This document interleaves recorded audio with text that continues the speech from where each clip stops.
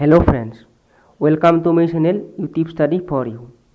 আজি আমি কাক কি বুলি জানুৱাৰী লিখক ভিডিঅ' সিৰিজৰ দ্বিতীয় খণ্ডটো লৈ আহিছোঁ।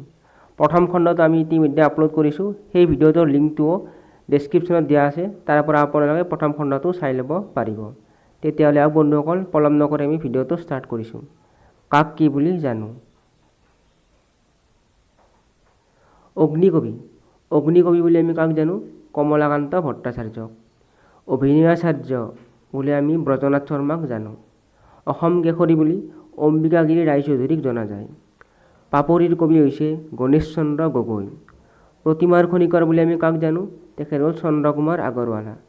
অতীন্দ্ৰিয়বাদী কবি বুলি কাক জনা যায়? নলিনীবালা দেৱীক। প্ৰেম আৰু ৰদালিৰ কবি বুলি কাক জানো? হীৰেন ভট্টাচাৰ্যক। উপন্যাস সম্ৰাট বুলি ৰজনীকান্ত বৰদলৈক জনা যায়। কবিতাৰ কোঁৱৰ হৈছে অম্বেশ্বৰ চেতিয়া ফুকন। বকুল বনৰ কবি বুলি কাক জনা যায়? আনন্দ চন্দ্ৰ বৰুৱাক। কৰ্মবীৰ বুলি আমি কাক জানো? নবীন চন্দ্ৰ বৰদলৈ।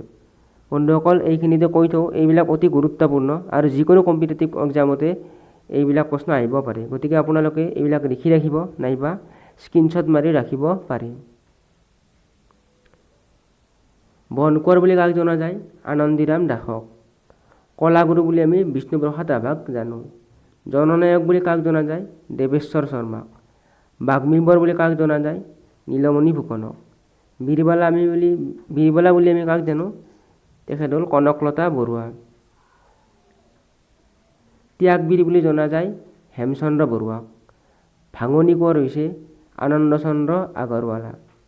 দেশভক্ত বুলি তৰুণৰাম ফুকনক জনা যায়। সাহিত্যৰথী বা ৰসৰাজ বুলি আমি কাক জানো? লক্ষ্মীনাথ বেজবৰুৱাক।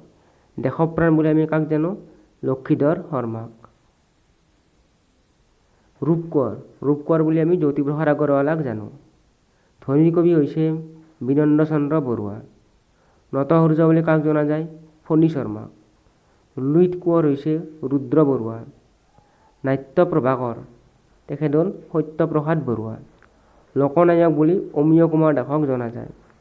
নিজৰাৰ কবি কোন? নিজৰাৰ কবি হৈছে শৈলধৰ ৰাজখোৱা।